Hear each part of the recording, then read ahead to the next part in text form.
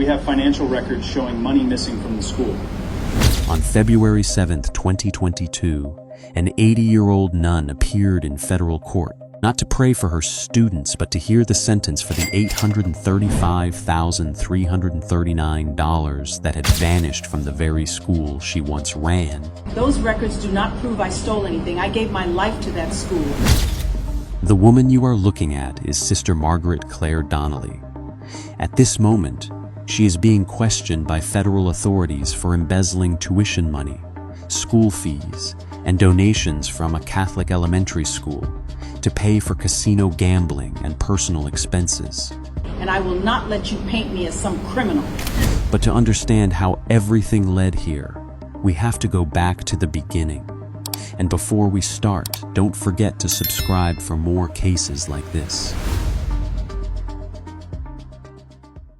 Margaret Claire Donnelly was born in 1941 in Southern California and grew up in a traditional Catholic household where church, school, and moral discipline formed the foundation of daily life.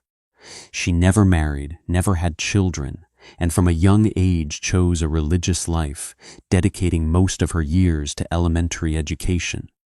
After studying education and school administration, Margaret became a teacher and slowly rose through the Catholic school system. She taught young children, managed classrooms, organized community activities, and eventually became principal of St. James Catholic School in Torrance, California. The school sat in the southern part of Los Angeles County, where many families enrolled their children, not only for academics, but because they trusted the school's moral foundation. Margaret served as principal for 28 years. To parents, she appeared strict but calm, always dressed modestly in her nun's attire, attending church services, parent meetings, fundraising events, and student activities. She was not some distant administrator hidden behind a closed office door. Margaret was the person many parents personally handed tuition checks to, the person signing school paperwork, the woman who told families the school needed additional support for the children, the person the community believed had spent her entire life under a vow of poverty. But behind that image, another stream of money had quietly operated for nearly a decade. It was not flowing into classrooms, not going toward textbooks, not serving the children she had been trusted to protect. It was going to casinos. Margaret began her career in the classroom, in an environment where reputation was not built on wealth or social status, but on dedication and trust. Year after year, she became part of the identity of St. James itself. Students enrolled and graduated, new parents replaced old ones. But the principal remained, almost like a permanent symbol of stability. Over nearly 3 decades, Margaret held far more authority than her humble appearance suggested. She oversaw tuition payments, school fees, community donations, and accounts connected to school operations. Parents never saw the financial system behind the checks they handed over. They only knew their money was going to a Catholic school managed by a nun. To them, it felt like the last place on earth where suspicion would even be necessary. Margaret had taken vows of poverty. She worked inside a school that taught children honesty, responsibility, and compassion.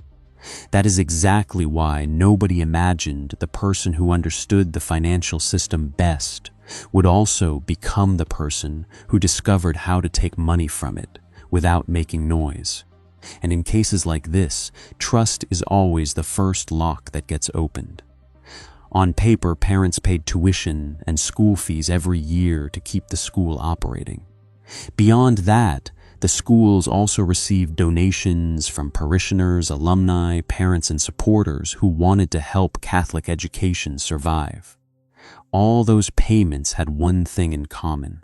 The people sending the money believed it would be used for children, teachers, and school facilities. At St. James, Margaret was not only the academic leader of the school, she also directly controlled the money the school received. According to the federal case records, the school principal oversaw accounts at a credit union, including a school savings account and another account intended for the living expenses of the nuns serving at the school. The problem was simple. When one person has the authority to receive money, control accounts, and also possesses enough credibility to avoid serious questioning, oversight can weaken very quickly. A parent handing over a tuition check cannot know which account the money is eventually deposited into.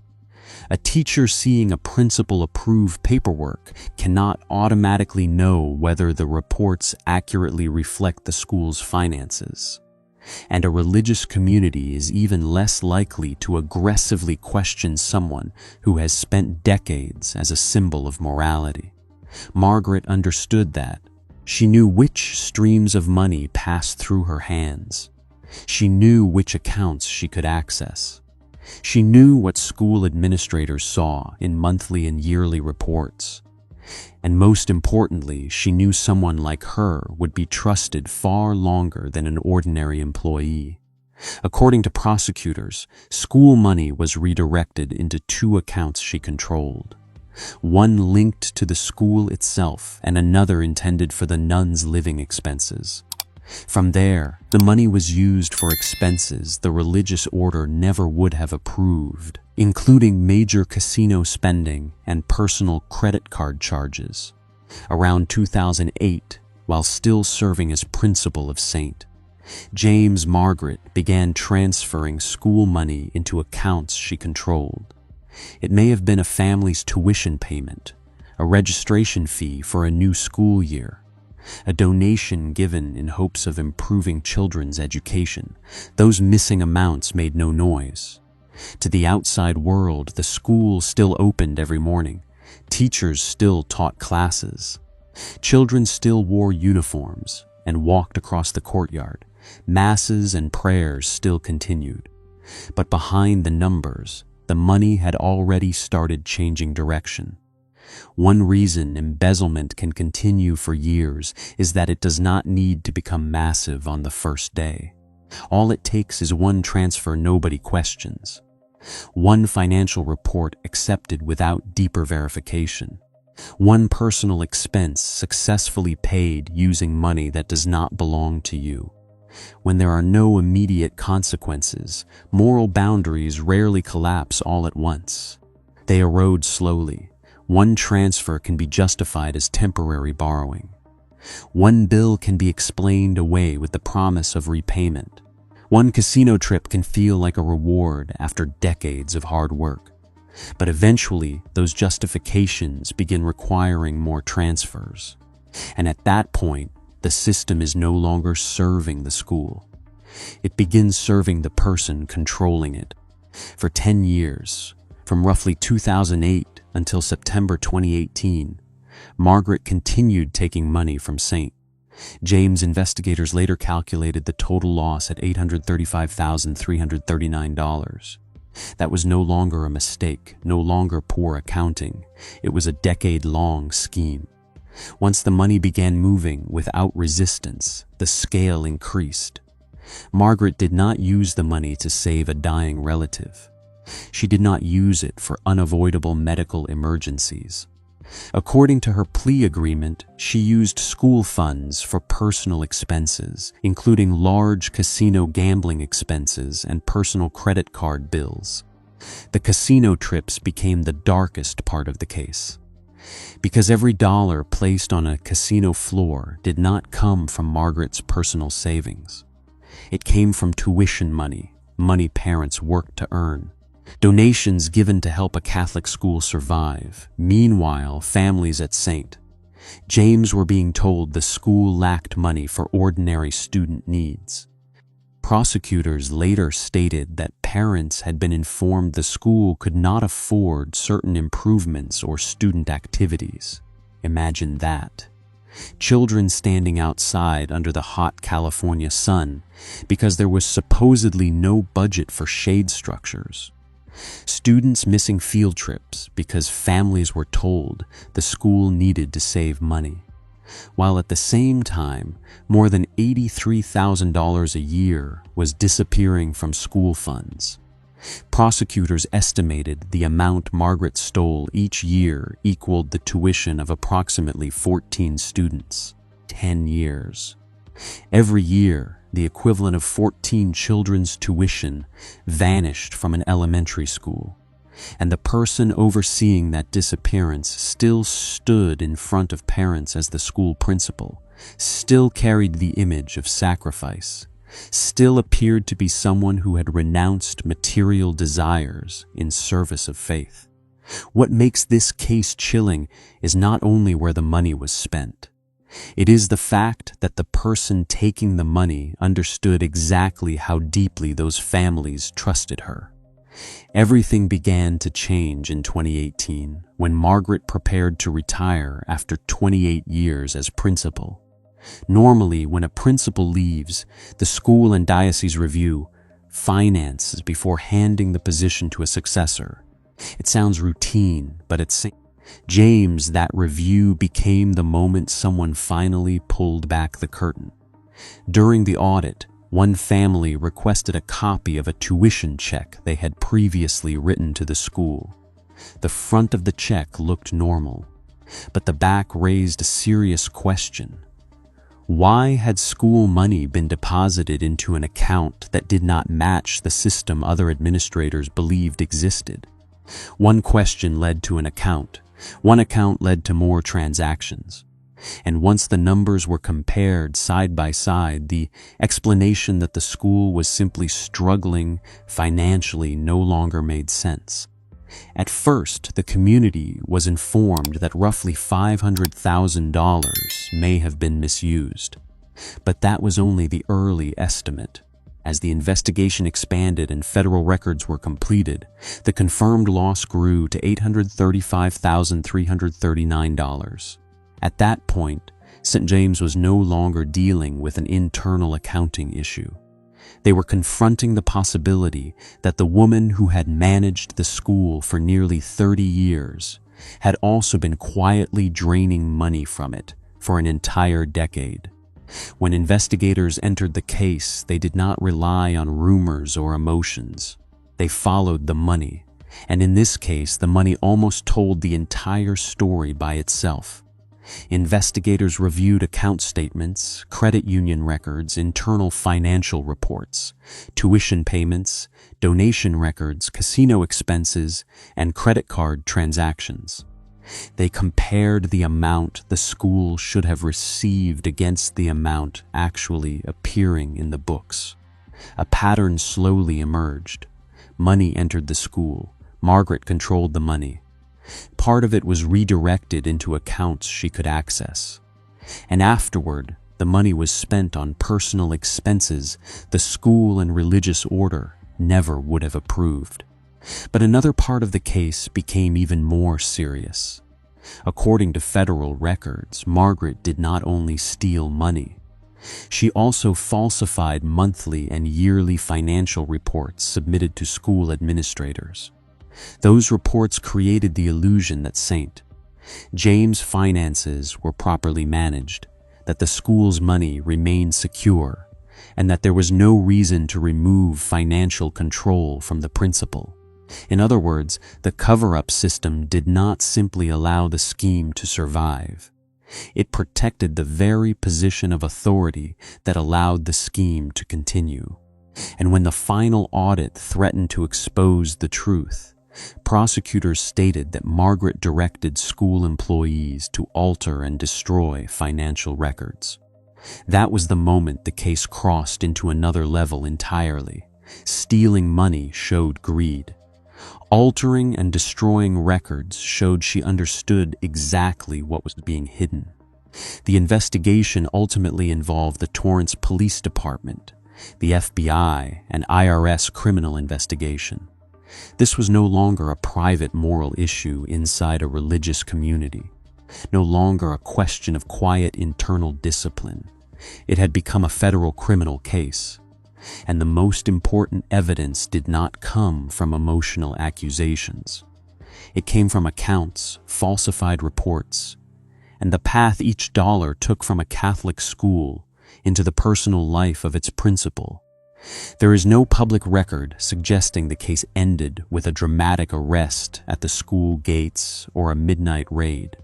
Instead, on June 8, 2021, nearly 3 years after the scheme was discovered, federal prosecutors announced criminal charges against Margaret, who by then was retired and 79 years old. The woman who once held the keys to the principal's office now faced another system entirely: federal indictments, defense attorneys, plea agreements, a courtroom where reputation could not replace evidence. She no longer appeared as someone leading children. She appeared as a criminal defendant, accused of taking more than $800,000 from the school she had once sworn to serve. And perhaps the most bitter part was this: the case was not created by an outsider breaking into the school. It was created by the person who had been there every single day. Federal prosecutors charged Margaret with 2 crimes, 1 count of wire fraud and 1 count of money laundering. In her plea agreement, Margaret admitted that she embezzled money from St. James over approximately 10 years ending in September 2018. She admitted transferring school money into accounts she controlled, then using it for personal expenses including casino gambling and credit card bills. She also admitted falsifying reports to hide the scheme. In July 2021, Margaret officially pleaded guilty. Then, on February 7, 2022, she appeared in federal court for sentencing. She was 80 years old. Inside the courtroom, the case was no longer reduced to rumors about a gambling nun. It was defined by numbers: $835,339 stolen, 10 years of tuition, fees, and donations redirected, more than $83,000 disappearing each year, the equivalent of 14 students' tuition annually. Before the judge, Margaret admitted she had committed crimes, violated the law, broken her vows, broken the commandments, and betrayed the sacred trust placed in her. But apologies could not erase the missing checks. They could not restore the years parents believed the school lacked money, while tuition dollars were being spent in casinos. The federal judge sentenced Margaret to 12 months and 1 day in prison. She was also ordered to pay restitution to St. James Catholic School. To many people, a sentence that short may have seemed surprisingly light for a theft exceeding $800,000. But for Margaret, the larger sentence was not only the prison term. She entered the case carrying the identity of a nun who had led a Catholic school for nearly 3 decades. She left the courtroom with the record of someone who admitted stealing money meant for children in order to fund the very personal desires her religious life was supposed to reject. But a sentence cannot immediately repair what was lost. For St. James, the damage was not limited to financial reports. Money can sometimes be repaid. Accounts can be reviewed. Procedures can be changed. But once suspicion enters a community built on faith, it is much harder to remove. Many parents enrolled their children at the school because they believed it was a place where morality was taught seriously. They paid not only for books and classrooms, but for trust itself. Trust that the people leading the school lived by the same values they expected children to follow. After the case, painful questions remained. How many student programs never happened because the money was gone? How many families struggled to pay tuition while the person managing that money spent it at casinos?